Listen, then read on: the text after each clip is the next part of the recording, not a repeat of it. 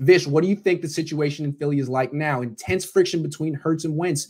One's available. Maybe. I mean, would you want Jalen Hurts? No. I wouldn't want Jalen Hurts is a fit for what they did in their offense in Philly. You got to be a shotgun offense where you use him as a runner. And, I don't even think Jalen Hurts is that good. Like, he had three or four pretty good games. Like, just because he looked like Carson Wentz, who was playing some of the worst football in the NFL, doesn't make him this fantastic quarterback or anything. No. Vish, your connection is going in and out a little bit. I'm going to kick you out. Is it? Come back in. Just come back in. Right. It'll work. Okay. I promise. All right. It's okay. Vish is going to come right back. It'll work. Hold on. Yeah, I don't really like Jalen Hurts. What were his numbers? Can someone get his numbers up? He's not good. He's a good scrambler. He runs around. All right, here we go. Yeah, okay, you're back. Yeah, how good was Jalen Hurts? Let me look up his numbers real quick. I think he's kind of overrated. If he's even rated that highly. His quarterback rating was 77. He was 1-3. He completed 52% of his passes. Yeah. He had the one really nice game against Kyler Murray in Arizona. He's had moments, right? He looks pretty good, but he's not just a guy. Oh, let's get Jalen Hurts. He lost to Arizona, though. Right. And he completed 54% of it. He's just not. Here's the thing. He's not accurate enough to be an NFL quarterback. He's not. I don't think he's ever going to complete 60% of his passes. I could be wrong. People said that about Josh Allen. I don't believe it. I just don't believe in him. Josh Allen threw in college, though, right? He did. And he had special arm talent. Who would you choose between Drew Lock, Dak, or Jalen Hurts? Dak. Dak is one of the even better a question. In the league. He's Dak just too expensive. Yeah, Dak. I don't really like Jalen Hurts. I don't really like Drew Lock.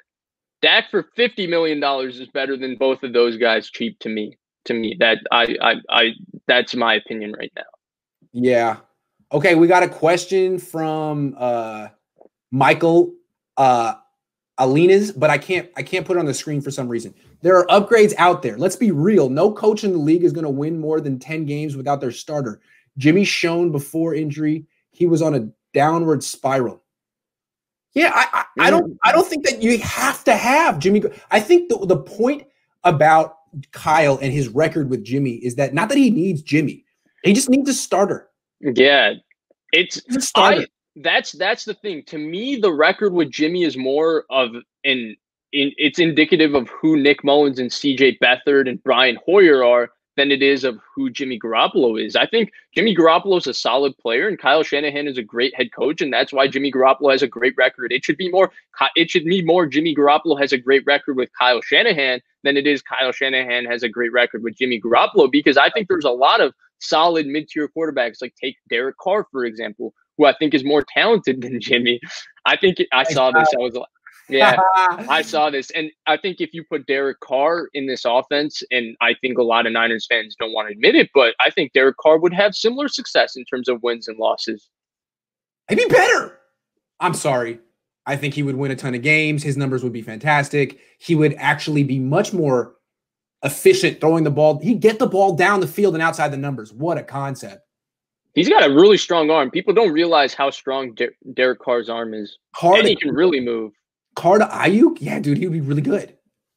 Absolutely. So, yeah, I mean, I don't know what we're talking about there. We're just answering a question now. We're out of topics. We were going to have an Andy Dalton topic, but we basically covered that. There's really no reason to talk about that redheaded guy for more than 5 minutes on his own. Sorry, Andy. I mean, the point isn't to bring in Andy Dalton for more than 8 games. If you sign Andy Dalton, the idea is you're signing him so you don't have to start your rookie week 1 if he's not ready. You love him to be ready. But you're drafting a quarterback.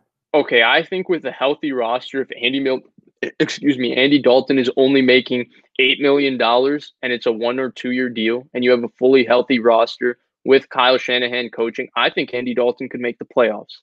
That's the thing. I mean, he's made the playoffs before. He was actually a winning quarterback before he got his second contract.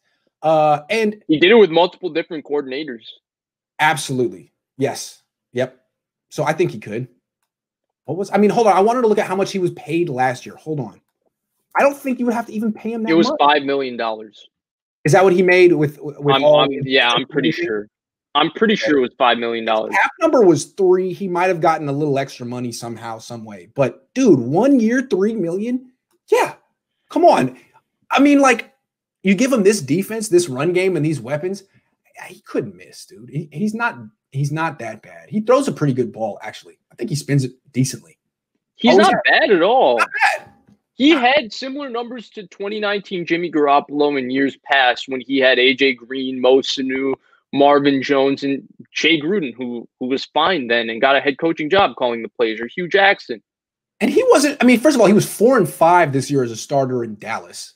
And he was playing with one of the worst defenses in the league. I mean, he and the offense weren't the reason that they were a below. Their offensive line stank. Offensive line stank.